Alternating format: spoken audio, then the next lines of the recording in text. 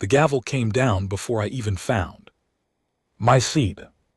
I'd been standing at the entrance of the Grand Chamber of the Galactic Council for less than 40 seconds when the session was called to order. The chamber was enormous, a circular hall carved from a mineral that glowed faintly blue. At the edges, with 9 elevated platforms arranged in a perfect arc, each occupied by a delegate from one of the 9 founding species of the Council. There was no human platform. There had never been a human platform. I was given a small observer's chair near the base level between a potted alien shrub and a translation terminal that smelled like hot copper. My name is Kale Vasquez. I am 34 years old. I grew up in New Mexico, studied xenolinguistics at the University of Edinburgh, spent 6 years in the United Nations Interstellar Liaison Office, and 3 weeks ago I was handed a badge, a date pad, and a one-way transit pass to the Council station above the Kalahari Nebula. I was told I was Earth's appointed observer. I was not told what that meant until the session began, and I realized the meeting was entirely about us. The assessment file for planet Earth was the last item on the agenda. I remember watching the previous 8 civilizations receive their evaluation and thinking that most of them looked nervous. A species called the Falari, who resembled tall silver-gray cranes, were praised for their expansion into 4 new star systems. The dramatized, crab-like creatures with iridescent shells were commended for a new bioweapon treaty they had signed. Each evaluation took roughly 12 minutes.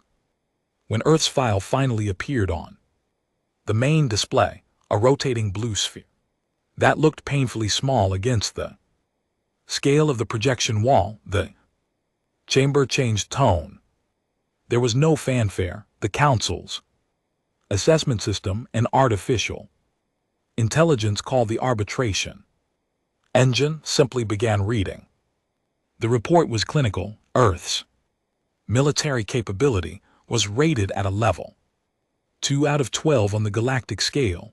Our fastest ships could reach only a fraction of the distances most Council species considered standard. We had no psionic capacity on record. Our average lifespan was described as critically short. Our biological resilience ranked below average.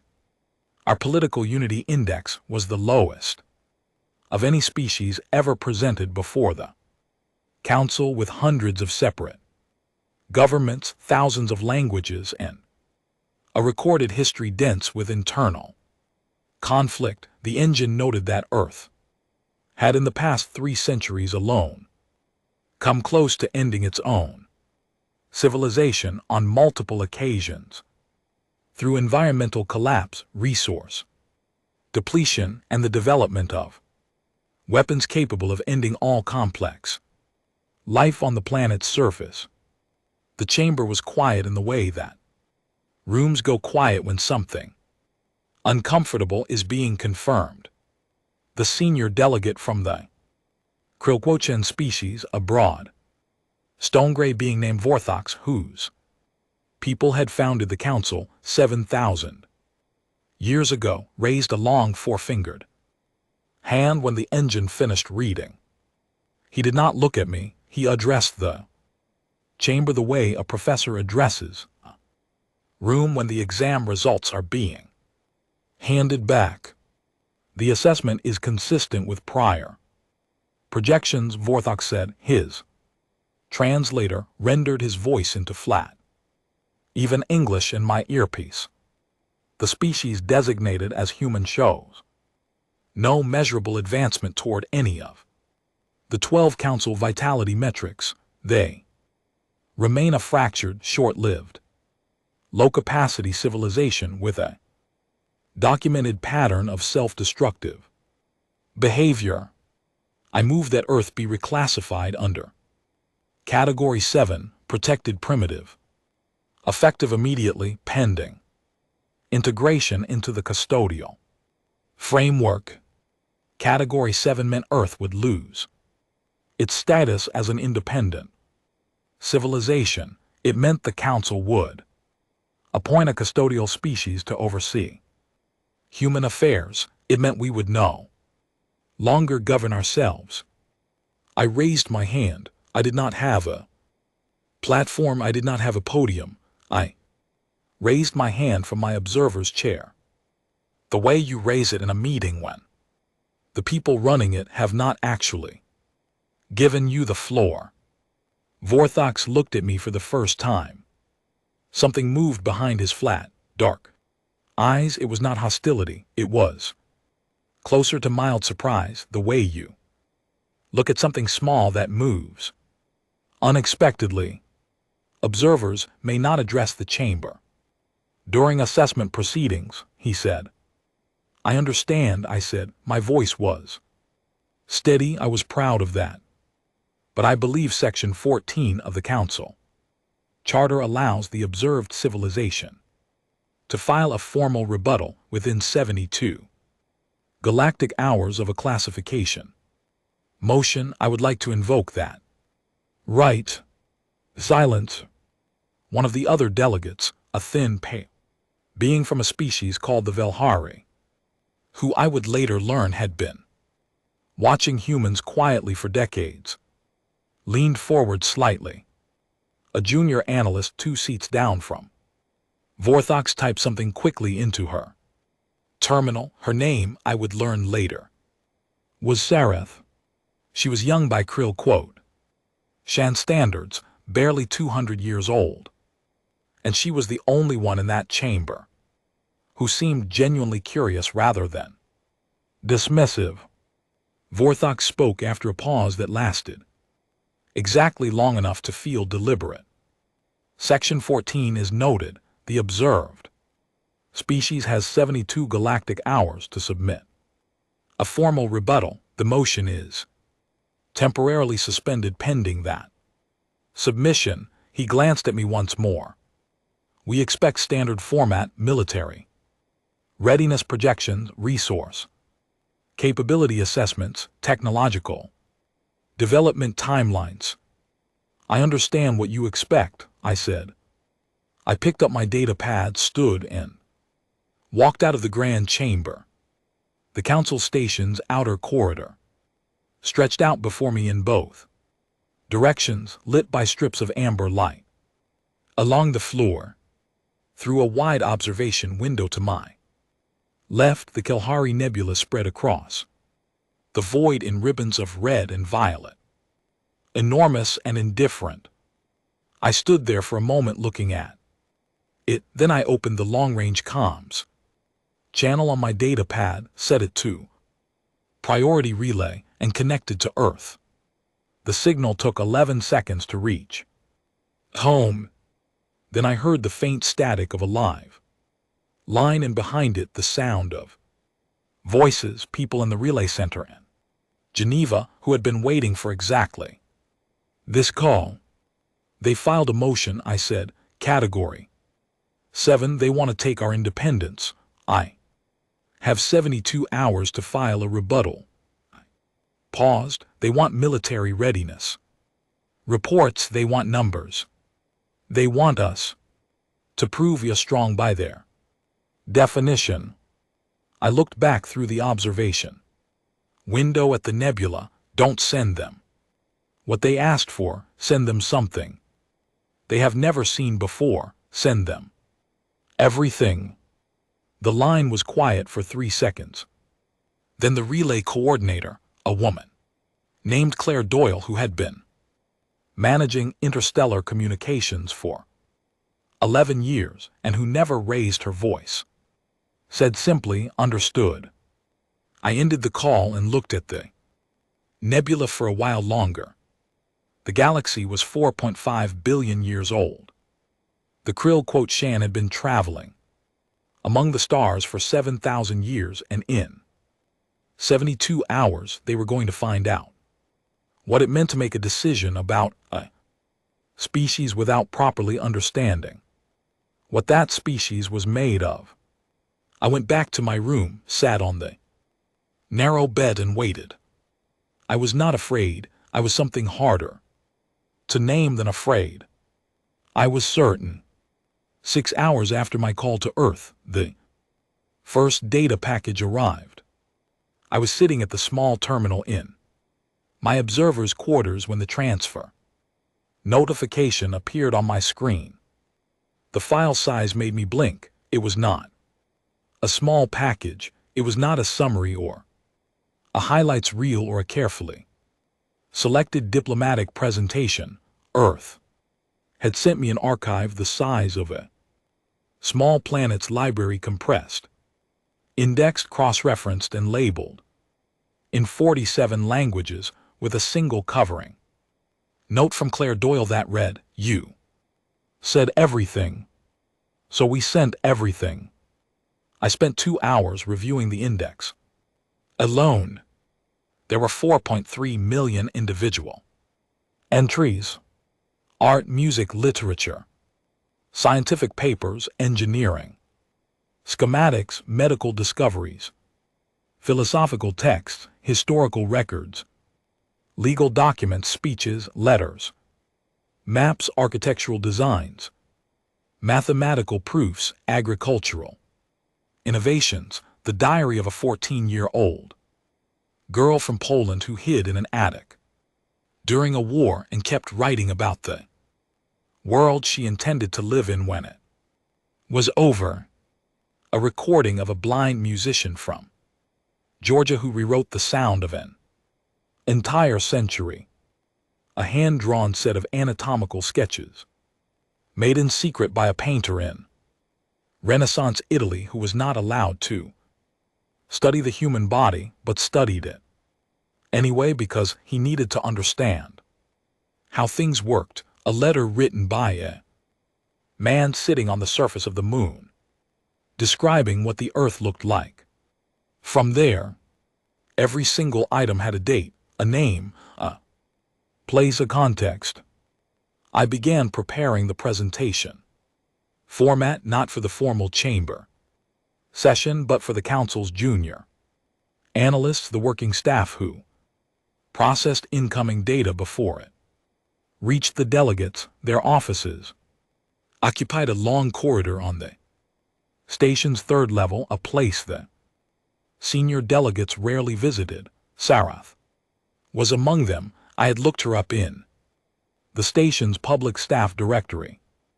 After the session, she was a junior compliance analyst, which meant her job was to check that assessment reports followed the correct procedural format. It was a technical role. She had never, according to her file, been involved in a classification decision before. I sent her a formal request for a data review meeting. And GT snorts. And GT protocol required that rebuttal evidence be reviewed by at least one council analyst before it could be submitted. The request was routine. She accepted within 20 minutes. When I arrived at the analyst court of the next morning, Sarath was waiting outside her office door. Up close, she was smaller than she had appeared in the chamber. Her people were broad rather than tall, with dense gray-blue skin and eyes set wide apart, dark as polished coal. She wore a junior analyst insignia on her collar, a small silver ring. She looked at the volume of data I was carrying on my portable drive with an expression I could not immediately read. "This is your rebuttal submission?" she asked. "Part of it," I said. We went inside. Her office was neat and precise, the way offices look when the person using them takes their work seriously. She cleared space on the review table, connected my drive, and waited. I did not start with the obvious things. I did not start with scientific achievements or engineering feats. I started with the archive entry numbered 1 in my own custom index, a painting made in a cave in what is now southwestern France approximately 17,000 years ago. A human hand pressed flat against a stone wall with pigment blown around the fingers to leave a negative image, a silhouette of a hand that had reached out and said in the only language available, I was here. Sarith looked at it for a long time. Who made this? She asked. We don't know, I said. We never found out. No name, no record, just the hand. Why is it in a rebuttal submission? Because whoever made it had no pen, no paper, no light except fire, and they still found a way to leave something behind. I scrolled forward. That instinct, the need to mark existence, to make something, to say I was here, that is the thread that runs through every single item in this archive. I took her through 200 entries over the next 3 hours, not a lecture, a conversation. I snorts, pulled items at random, let her stop me, answered her questions, asked her some back. She was precise and careful in how she framed things, a quality I respected. She did not perform enthusiasm or discomfort. She simply engaged, an engagement in a being evaluating something unfamiliar was the best possible sign. At entry 87, a recording of a symphony written by a composer who had been deaf for the last decade of his life. She asked me to pause the playback. He could not hear this, she said. It was not a question. No. Then how did he write it? He heard it in his mind. He had spent so many years learning music that he could compose without sound. He heard what he imagined, not what was in the air. She was quiet for a moment, then she said, what is it called, the way your kind experiences sound that is not there? Imagination, I said, though in his case music theory, the architecture of sound without the sound itself. She made a note on her terminal. I did not ask what the note said. At entry 204, a short text by a philosopher who had lived and worked in ancient Greece. She asked me to explain the concept of legacy, why humans seem to invest so much energy in things that would outlast them when their own lives were so short. Because the shortness is the reason, I said. If you live for 800 years, there is always more time, always another century to write the book, finish the building, change the law. We have 70, 80 years if we are fortunate, so we work as if the deadline is real, because it is. Sarah set down her stylus. She looked at me the way someone looks when they are not sure whether what they are feeling is sadness or something they do not have a word for. I am 211 years old, she said. In Crawshay terms, I am a young adult. I have not yet chosen my permanent field of work. I have not yet built my residence. I have not yet completed the first phase of my formal education. She paused. You are 34. Yes. And you are already here doing this? Yes. She looked back at the display where the philosopher's text still glowed on the screen. In 200 years, she said quietly, mostly to herself, I have never thought about time the way that sentence makes me think about it. I let the silence sit for a moment, then I said, that's one of the reasons I brought the archive. We worked through another 100 entries before she stopped me again, this time at a medical case study from the 20th century detailing the development of a treatment for a disease that had ended the lives of millions of children per year worldwide. The treatment had been developed by a researcher working in a poorly equipped facility in Edinburgh with limited funding who had failed over 300 times before the breakthrough came. 300 failures, Sareth said. Yes. And he continued. I said, and yes, she continued. Did she know she would eventually succeed? No, I said, she knew only that stopping was worse than continuing. Sareth made another note. Then she leaned back slightly, which I had learned was a crotchin gesture of considered thought, and said, Delegate Vorthax will ask you to present military capability data. He has already circulated a memo to the senior analyst team indicating that any rebuttal not conforming to standard classification metrics will be procedurally ineligible. I know, I said. This archive would not be accepted under standard classification metrics. I know that too. I looked at her. Is it ineligible under your review? She considered the question carefully. The cold dark eyes moved across the hundreds of entries still queued on the screen. The charter does not specify what form a rebuttal must take, she said finally. It specifies that the rebuttal must address the grounds of the classification motion. Delegate Vorthax's motion was based on a comprehensive vitality assessment. A comprehensive response to vitality could be argued to encompass cultural, intellectual, and developmental data as well as military metrics. She paused. That is my legal reading of the text. Thank you, I said. I am not advocating for your species. She said quickly. I am applying the charter. I know, I said. That is all I asked. She looked at the archive index one more time, then she said something I was not expecting. What is grief? I looked at her. The question was direct, unguarded, the kind of question a person asks when they have been sitting with it for a while and finally decided to say it out loud.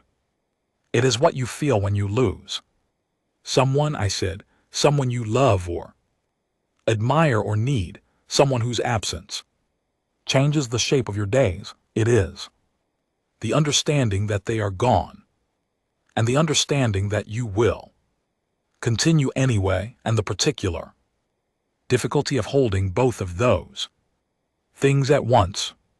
Sareth did not write anything down this time. She just held the question, turned it over quietly behind her eyes. We do not have a word for it, she said. At last, in Krashen we have a word for loss of resource, a word for biological severance, a word for the administrative state of being without a partner or parent. She paused, but not for what you described. I know, I said gently. That was one of the reasons I needed you to see the archive.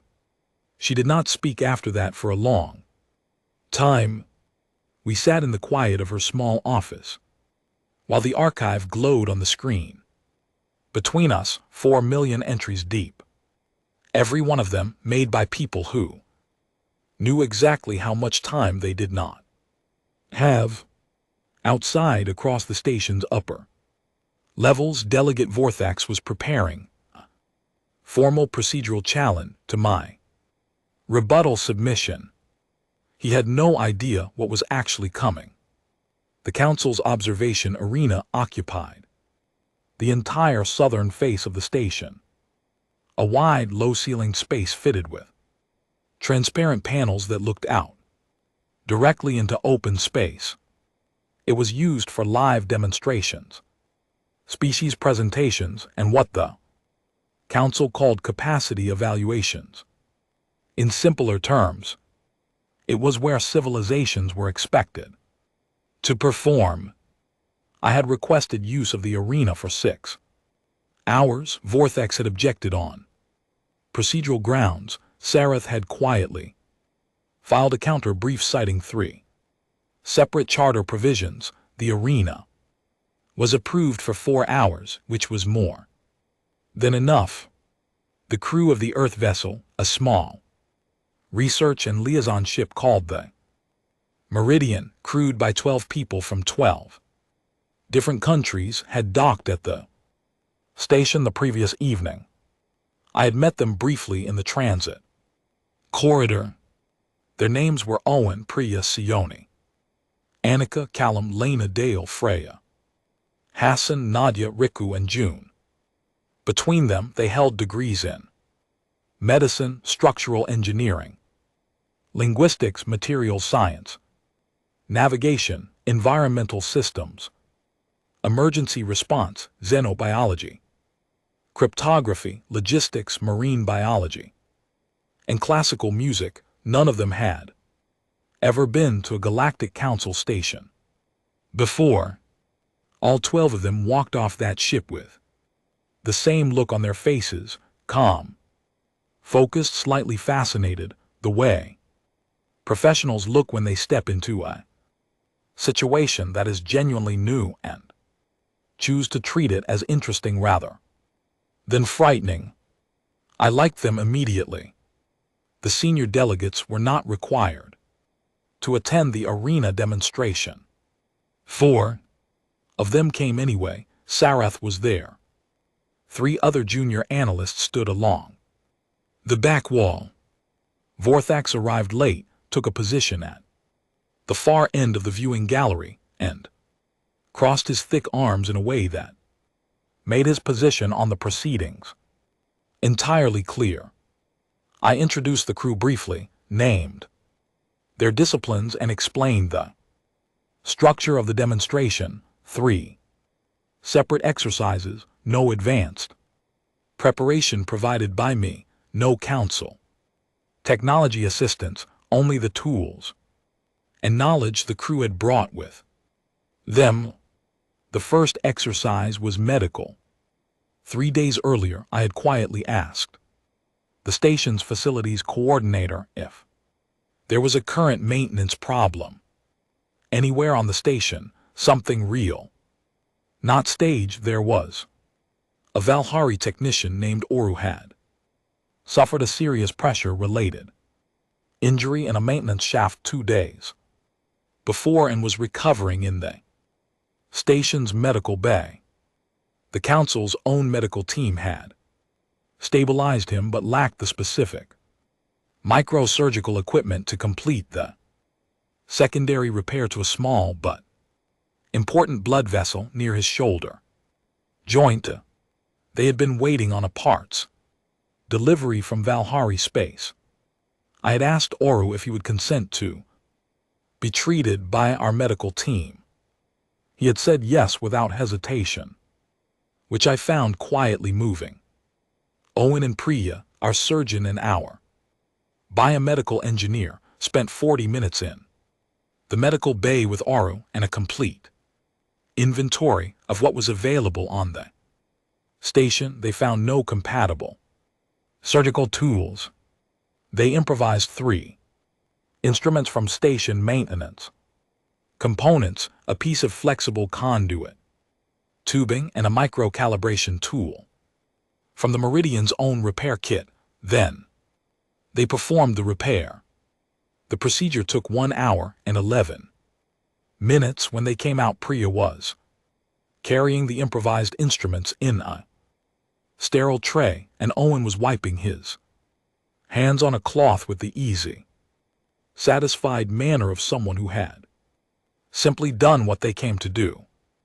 Oru was sitting up an hour later and asked the station's kitchen staff for something warm to drink. The 4 senior delegates in the gallery were very quiet. For the second exercise, I had asked Callum, our structural engineer, to address a problem the station had been quietly managing for 6 months. The station's primary coolant manifold on level 4 was operating with a slow efficiency loss caused by a micro Fracture in a junction coupling. The council's engineering team had identified it but could not repair it without the specific replacement parts, which were on order. In the meantime, the station's climate systems on levels 4 through 6 ran 3 degrees warmer than optimal, which was uncomfortable but not dangerous. The Crouchin engineering team had submitted 7 reports on the issue. None of the reports proposed a workaround. Callum read the 7 reports in 45 minutes, toward the manifold for 20 minutes, and then spent 3 hours implementing a rerouted pressure distribution system using components already present in the station's spare parts inventory. He did not have the schematic for the station's original engineering design. He worked from first principles, asked Lena, our material scientist, 2 questions about the thermal properties of the coupling material, and solved the problem the way engineers solve problems when they do not have the right tools, by understanding the system well enough to find a different path through it. When the temperature on level 5 dropped to the correct setting, one of the cryosat junior analysts looked up from his terminal and then looked at Callum as though he was not entirely sure what he was seeing. The third exercise was the one I had been most curious about myself. June was our linguist.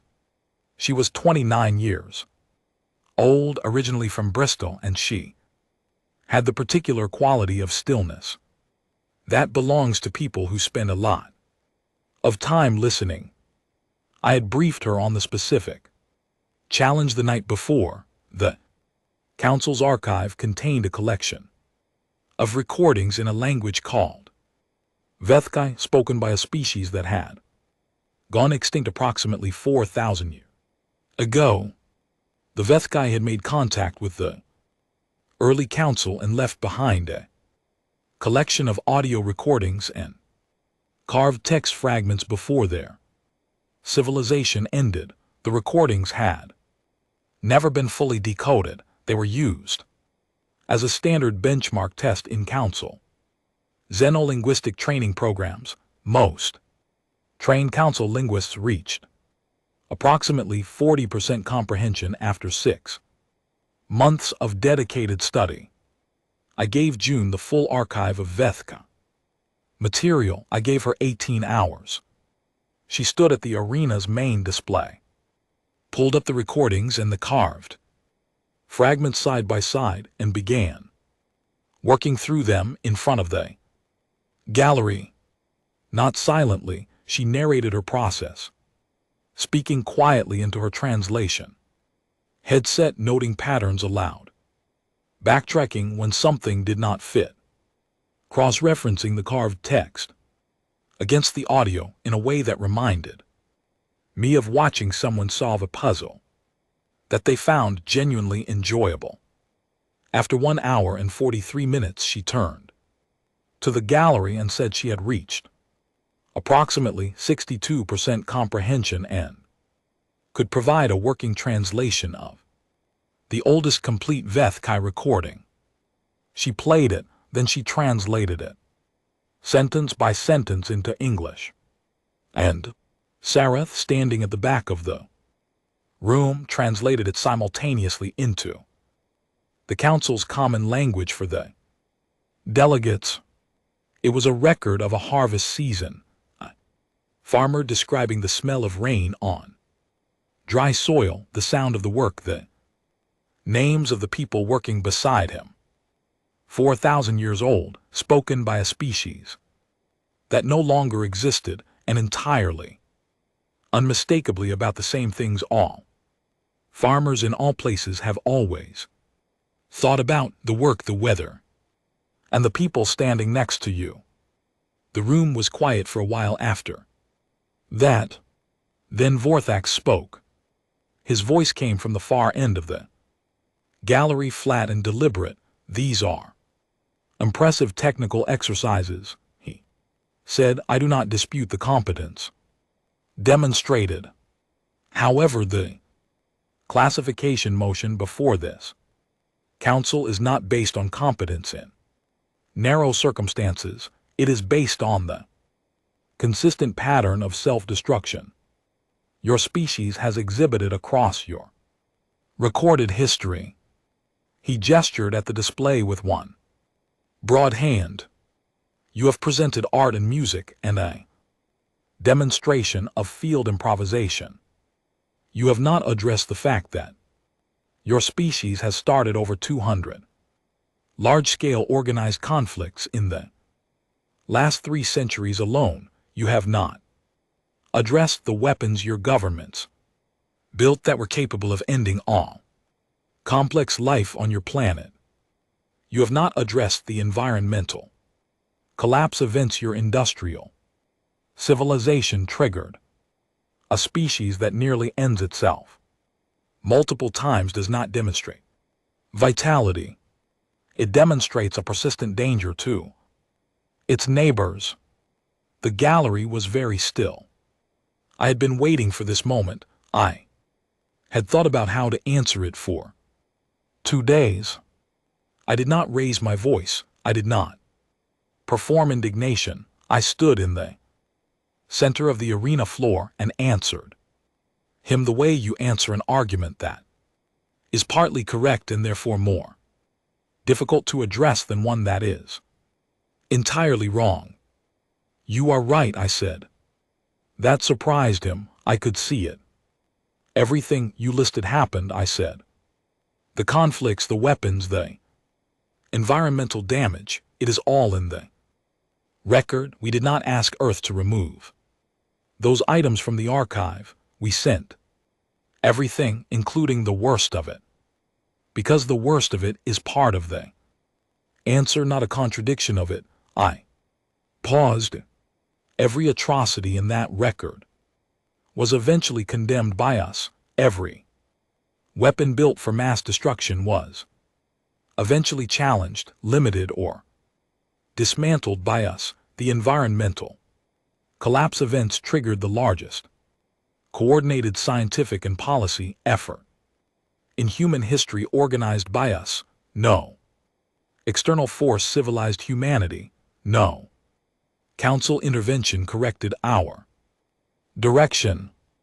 We did it ourselves, imperfectly, slowly, painfully, and without stopping.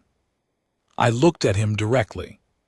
You are evaluating us on the basis of our worst moments and concluding we cannot be trusted with our own future.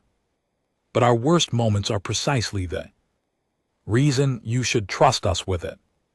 Because we looked at those moments, judged them, and changed course, not once, over and over. That is not a sign of danger. That is the definition of a civilization that is still growing. The silence in the arena lasted long enough to become something more than silence. Sareth at the back of the room had stopped writing. Vorthak said nothing for 7 seconds. Then he said, the formal session will reconvene tomorrow. The council will deliberate. He left the gallery without another word. One of the other senior delegates, the Velhari representative, a pale, quiet being named Ethos, who had said almost nothing during the entire assessment period, stopped beside me as the gallery cleared. She looked at me for a moment with her wide, unreadable eyes and then said, very softly, he is not wrong to be cautious, but he is wrong about what he is being cautious of. She moved on before I could ask what she meant. I stood in the empty arena for a while, looking out through the transparent panels at the open stars.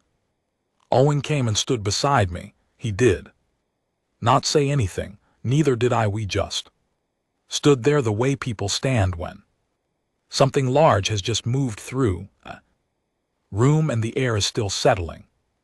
Outside, the stars were the same as they had always been, but something in the station felt different. Something had shifted, not dramatically, not with noise or declaration, but in the quiet way that real things shift when the right words finally land in the right place. Tomorrow the council would deliberate. I was ready. The formal session was called for the following morning, and I arrived at the Grand Chamber 20 minutes early. I had not slept much, not from worry. Something closer to alertness.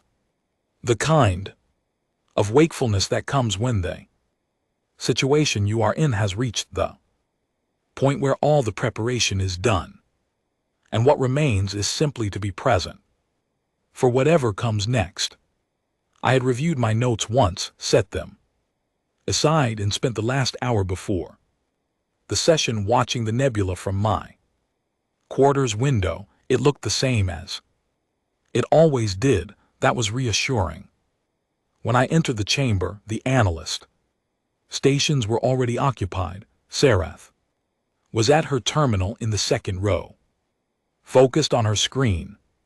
She did not look up, but as I passed, she placed 2 fingers briefly on the edge of her desk, a gesture I did not recognize but which felt from its quietness like acknowledgement.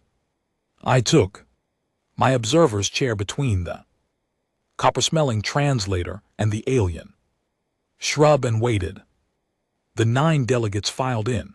Vorthax was the last to arrive. He moved to his platform with the deliberate pace of someone who is performing composure rather than feeling it, which was interesting because in all the time I had watched him, he had never needed to perform it before. Something had changed in how he carried himself, and the change was small enough that most people would have missed it. I did not miss it. The session chair, a rotating position, held that month by the Falari delegate, a silver-gray figure named Thessaly, called the chamber to order and announced that the deliberation on Earth's classification would proceed. Standard protocol allowed each delegate to speak once before the vote. 6 delegates spoke, 3 declined. The first 3 speakers were broadly in favor of the original motion, category 7, protected primitive. Their arguments were measured and consistent. Earth's internal instability, its low technological development relative to the galactic average, its lack of unified governance. They were not hostile arguments. They were the arguments of beings who genuinely believed they were applying a reasonable standard. The next 2 speakers were opposed. Ethos of the Velhari spoke carefully and at some length about the distinction between a civilization that is dangerous and a civilization that is developing, arguing that Earth's record showed a consistent long-term trajectory of self-correction, that the current assessment metrics were not designed to capture a delegate from a small, rarely heard species called the Rhymoth, quiet beings who resembled deep-sea creatures and who had been members of the council for only 300 years, said simply that any species capable of producing the archive Earth had submitted deserved the opportunity to produce more of it. Then Vorthax spoke. I had expected him to reinforce his original motion. Instead, he did something that made the chamber slightly uncomfortable, which told me more about what was happening behind the scenes than anything else could have. He recalibrated. He did not withdraw the motion, but he introduced a procedural amendment, a request that the vote be delayed by 30 galactic days pending what he described as further comprehensive review of the submitted materials. He cited the volume of the archive, the unusual format of the rebuttal, and the Need for appropriate institutional assessment of unprecedented submission.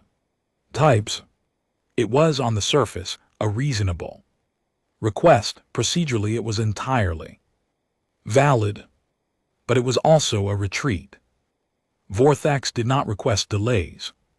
In the 7 years of recorded sessions available in the station's public archive, he had never once requested a delay on a motion he himself had introduced. He was a being who moved forward, who pressed advantages, who treated hesitation as a weakness. The request told me that something had shifted in his calculations, that the ground he had been standing on had developed a crack he had not anticipated.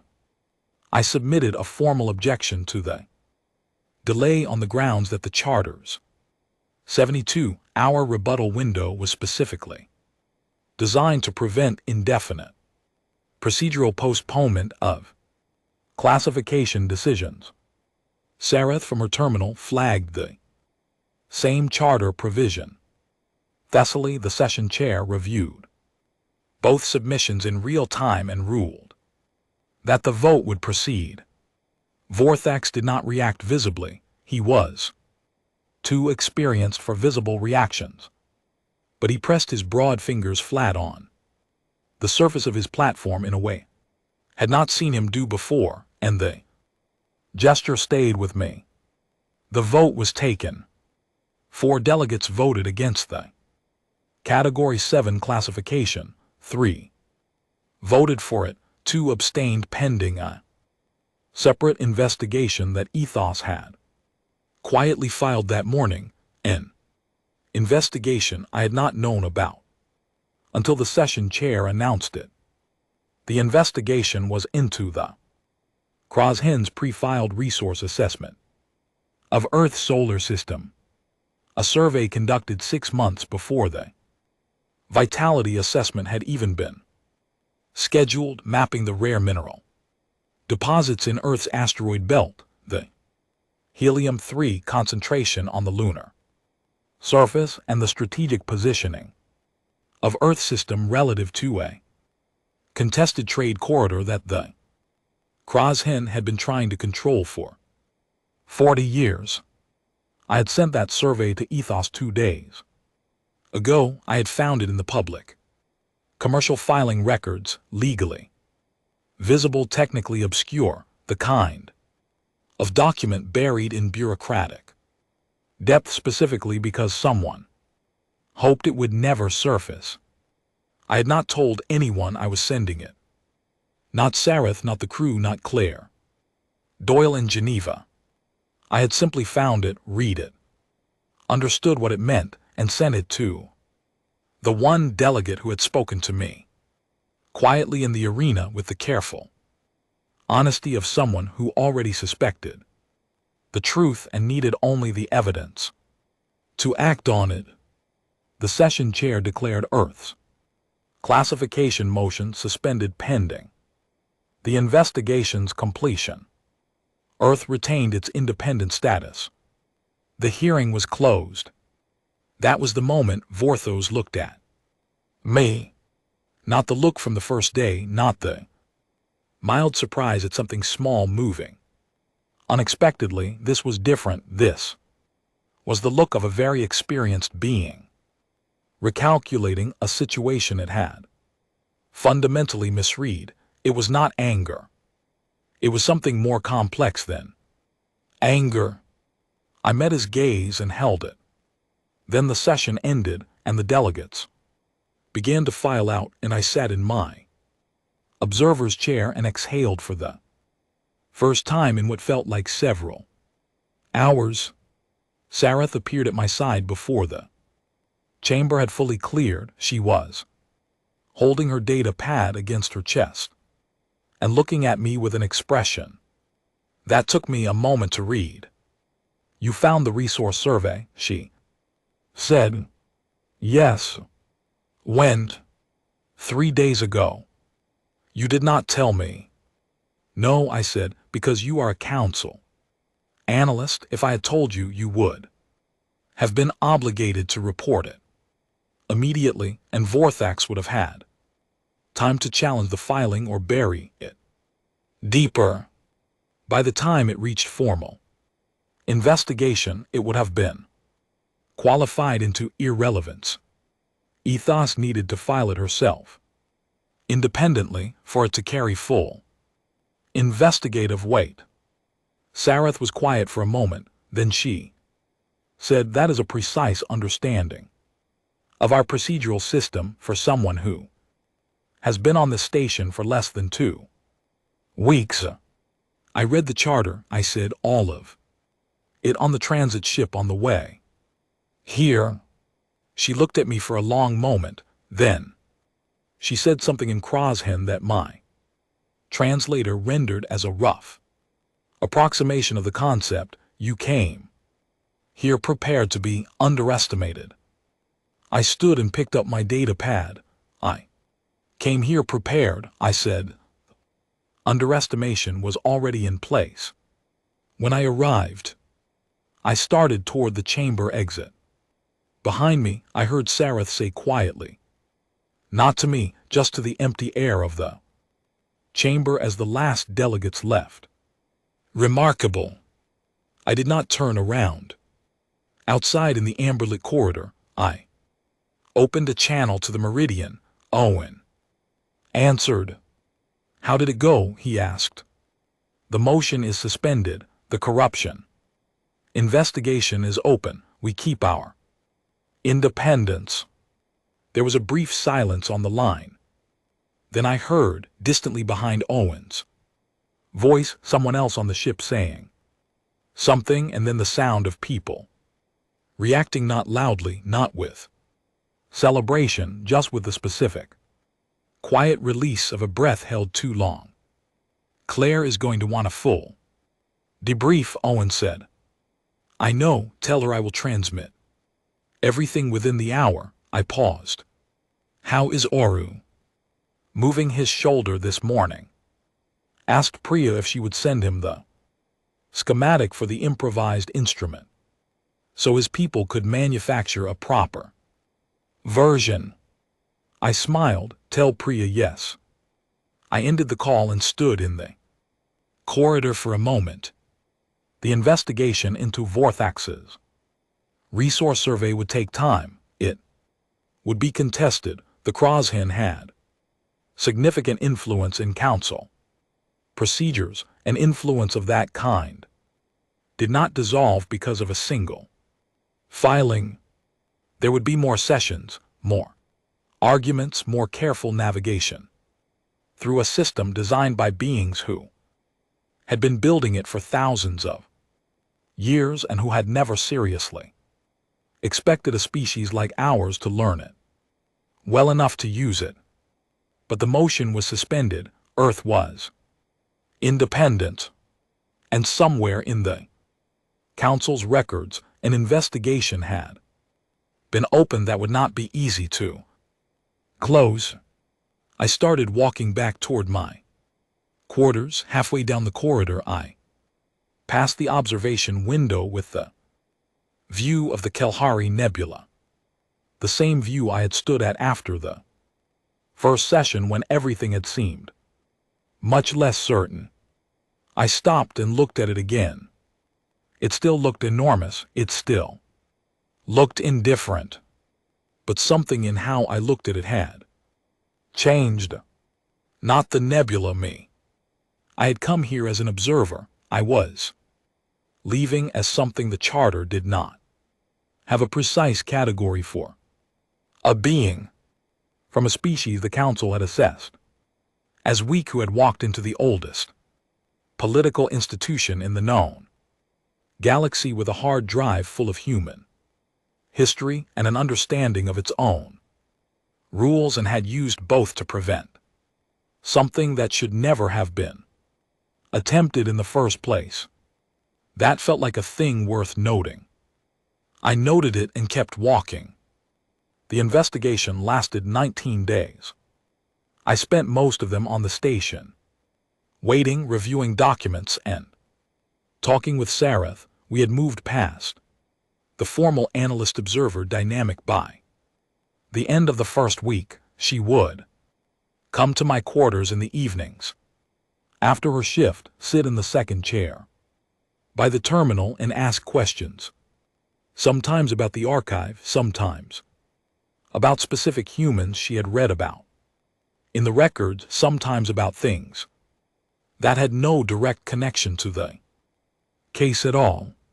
She asked me once what rain felt like. I told her it depended on the rain. She asked me to explain what I meant by that, and I spent an hour describing the difference between the cold spring rain that came sideways off the North Sea and the warm, heavy summer rain in New Mexico that smelled like wet earth and made the desert bloom. She listened carefully and made no notes. I think she was simply keeping it. The formal session reconvening Earth's classification status was scheduled for the 19th day, 3 hours after the investigation committee submitted its final report. Report was comprehensive. It documented that the Crawchan's Commercial Surveying Division had filed detailed resource assessments of Earth's solar system on 4 separate occasions over the past decade, each time to coincide with internal council discussions about expanding the vitality assessment schedule to include Earth. It documented that the commercial filings had been routed through 3 separate subsidiary entities to obscure the connection to the Crawchan Government Strategic Planning Division, and it documented that 2 members of Vortex's advisory staff had participated in drafting the Category 7 motion language using terminology specifically borrowed from historical council rulings on resource-contested systems, a language designed to ease the administrative transition to custodial status, which in practice meant structured access to the system's resources by the appointed custodial species. It was not a subtle report. The investigation committee, chaired by Ethos, had written it with the precision of people who wanted the findings to be unambiguous. Vortex was formally censured and removed from the current session. It was not the end of his political career. He was too senior, too established, too embedded in Crawchan institutional life for a single censure to end him.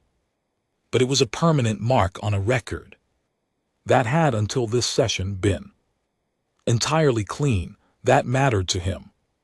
I knew it mattered from the way he had pressed his hands flat on his platform during the vote, the way a being presses down on something when it is slipping.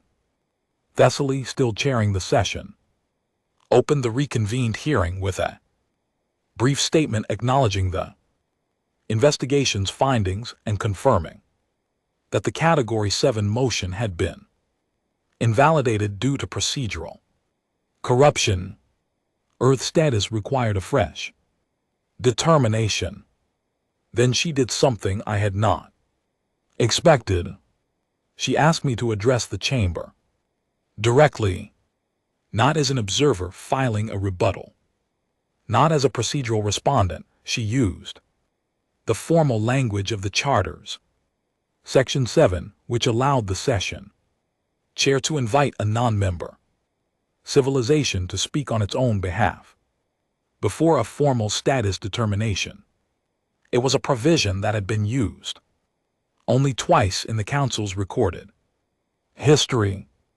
Thessaly, a silver-gray Falari who moved with the quiet deliberateness of someone choosing each action carefully, had chosen to use it now. I stood up from my observer's chair and walked to the center of the chamber floor. The 9 platforms looked down at me.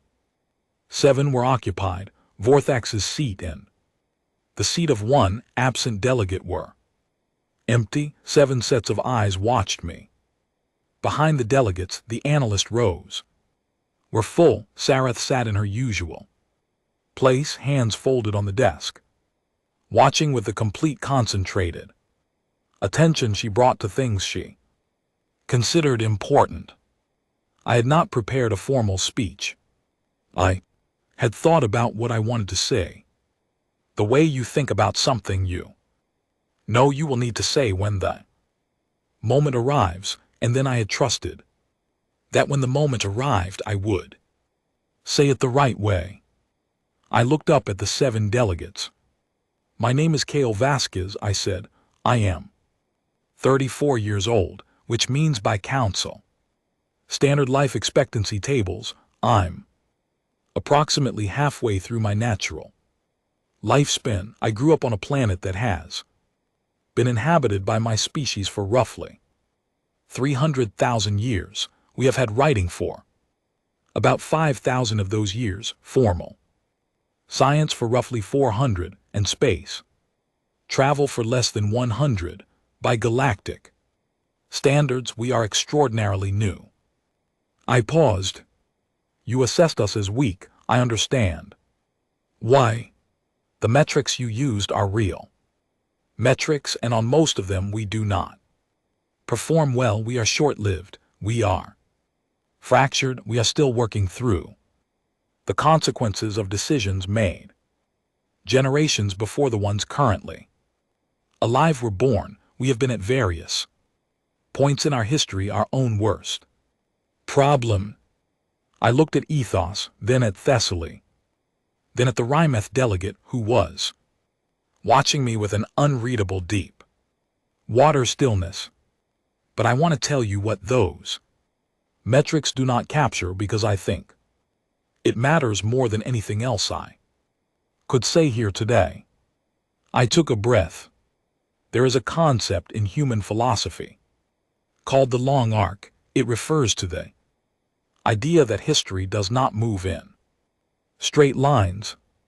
It moves in arcs, and those arcs, if you have the patience to follow them far enough, tend to bend towards something better than where they started. We have a name for it because we need a name for it, because there have been many points in our history where the arc seemed to be bending the wrong way, where the weight of our failures threatened to pull us permanently off course, and someone, usually someone ordinary, usually someone without power, often someone who would not live to see the outcome, pushed back.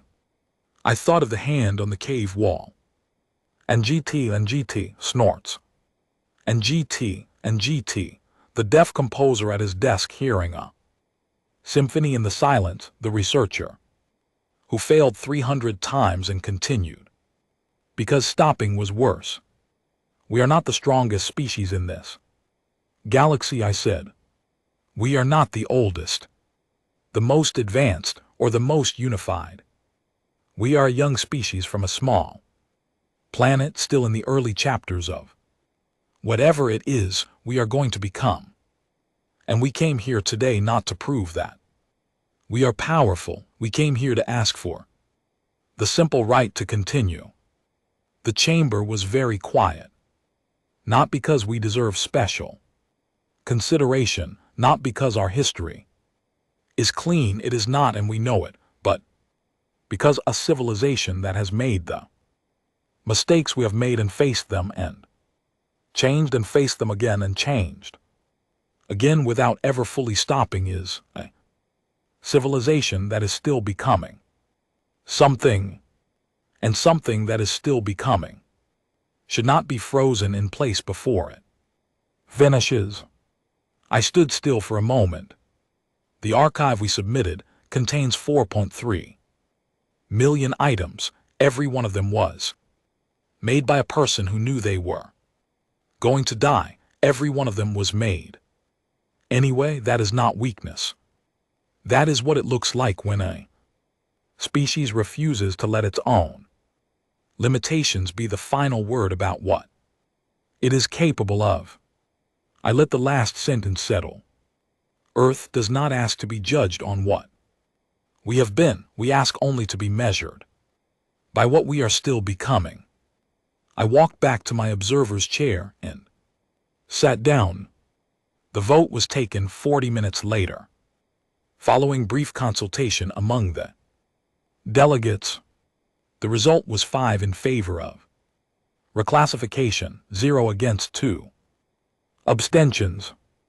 Earth was reclassified as provisional sovereign, a status that granted full self-governance rights, formal council, observer membership with eligibility to apply for full membership within 50 galactic years, and access to basic inter-council trade frameworks. It was the fastest reclassification from unclassified to provisional sovereign. Council history. Thessaly noted this in the formal record, without additional comment, in the way someone notes something they consider worth noting. The session closed. The chamber began to empty. I sat in my observer's chair for a while. I was not trying to feel the weight of the moment. That is a thing people say they do, and I have always suspected is mostly performed. What I actually felt was tired in the way that is entirely comfortable. The tiredness that follows a task completed rather than one avoided. Owen and the crew were waiting outside the chamber when I came out. None of them said anything dramatic. Callum shook my hand. Lana smiled. Deo, who had been the quietest of the 12 during the entire week, and who had an extraordinary stillness about him that I had come to deeply respect, simply nodded, and that nod communicated everything it needed to. June handed me a small folded piece of paper. I looked at her. Old habits, she said. Open it later. I put it in my pocket. Sarif found me in the corridor near the observation window, the same window, the same view of the Kalahari Nebula that I had stood at the beginning of all of this. She stopped a comfortable distance away and looked out at the nebula with me for a moment before she spoke. The archive will be formally entered into the galactic record, she said. I submitted the paperwork this morning. It will be indexed under cultural heritage, scientific history, and she paused, choosing her words carefully. Developmental documentation. The first time a species' cultural output has been given full record weight, equivalent to military and technological data. Thank you, I said. It was the correct procedural action. She said, but she said it the way people say something correct when they also mean something more than correct. We stood looking at the nebula for a while. When you go home, she said at last, what will you tell them? I thought about it. About the cave painting and the deaf composer and the researcher who failed 300 times. About Oru sitting up and asking for something warm to drink. About June's folded piece of paper in my pocket. About the arc and how it bends. I will tell them it worked, I said, and that the work is not finished. She nodded slowly. Your species, she said with a careful thoughtfulness that I had come to understand was her equivalent of strong feeling, is going to be very difficult to manage. I laughed. It was a genuine laugh, though, kind that comes from somewhere real. Yes, I said, we really are. I looked out at the nebula one final time. The ribbons of red and violet, enormous and indifferent, the same as they had always been, the same as they would be long after every species in that station was gone. Then I took June's folded paper from my pocket and opened it. It was a drawing, small, simple, made in the margins of a station data pad. Hand palm flat, fingers spread in the Style of a cave wall in southwestern France, 17,000 years old. Beneath it in June, small, precise. Handwriting, 2 words. We were here. I folded it carefully and put it back in my pocket. Then I walked toward the docking bay, toward the ship, toward home.